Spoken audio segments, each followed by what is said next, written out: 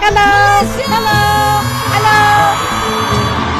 Terima kasih kerana anda memilih Koko TV. Selepas kira-kira 4 hari situasi panas ini berlarutan tanpa ada kata putusnya, kesudahan kepada episod ini apabila Syamsul Yusof nekat datang terjah ke Menara Star di Petaling Jaya untuk menyelesaikan kemelat antara dia dan portal ini.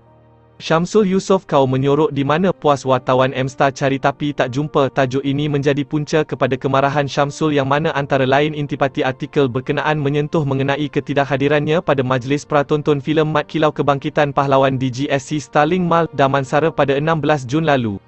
M-Star diwakili Ketua Pengarang Nizam Abdullah menerima kunjungan Syamsul dengan baik dan memberi peluang untuk dia meluahkan segala yang terbuku di hati. Syamsul buat kemunculan mengejut mencari wartawan M-Star. Saya betul-betul sedih, tajuk artikel ini, seolah-olah mencabar saya, sebab itu saya datang juga hari ni nak selesaikan masalah. Korang kena faham, ketika ini macam-macam dugaan saya hadapi, hal rumah tangga, hal keluarga, anak sakit, macam-macam lah. Harap korang faham, saya faham kerja wartawan, tapi wartawan fahamlah juga keadaan saya, luah Syamsul. Nizam kemudian menjelaskan pada malam pratonton filem itu, dia telah menghantar 2 orang wartawan dan meminta mereka berjumpa Syamsul untuk berbincang secara baik berhubung insiden yang pernah berlaku pada November tahun lalu apabila portal ini menyiarkan kisah rumah tangganya sehingga mendapat reaksi kurang senang Syamsul. Bagaimanapun kata Nizam, usaha untuk mendapatkan Syamsul pada malam pratonton itu gagal kerana dia tidak muncul dan akhirnya portal ini mengambil pendekatan untuk berkongsi kejadian itu dalam bentuk artikel dengan judul berkenaan. Syamsul juga meluahkan rasa terkilannya apabila wartawan M-Star dalam sebuah rakaman video mengasak soalan bertubi-tubi kepada ayahnya, Datuk Yusof Haslam yang ingin tahu mengenai hal peribadi dirinya selepas dikaitkan dengan Ira Kazal. Saya rasa kurang senang bila wartawan jumpa ayah saya dan bertanya soalan pasal hal peribadi saya bertubi-tubi kepadanya, tambah Syamsul lagi. Bagaimanapun selepas lebih sejam sesi luahan perasaan itu berjalan, kedua-dua pihak mengambil keputusan untuk tidak mengeruhkan lagi keadaan dan berjaya menyelesaikan salah faham ini dengan baik.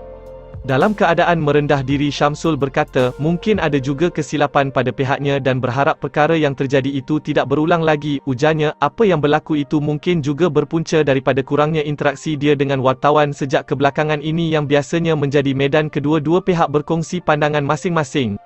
Nizam juga seolah-olah tidak percaya dan agak terkejut dengan kemunculan Syamsul bagaimanapun mengambil pendekatan memohon maaf kepadanya mengenai kandungan artikel yang disiarkan telah melukakan hatinya. Untuk rekod, insiden tidak puas hati antara wartawan dan artis bukanlah perkara baharu dan ia sering kali terjadi, namun langkah bijak ialah dengan menyelesaikan ia secara baik kerana kedua-dua pihak saling perlu memerlukan. Ia ibarat aur dengan tebing yang tidak putus jika dicincang. Ya, kejap-kejap. Nak lihat apa seterusnya? Subscribe dulu, okey? Okey, sedikit ya. Janji-janji. Okey. 1, 2, 3. Okey, subscribe. Terima kasih. Jangan main-main dengan sumpahan mulut aku.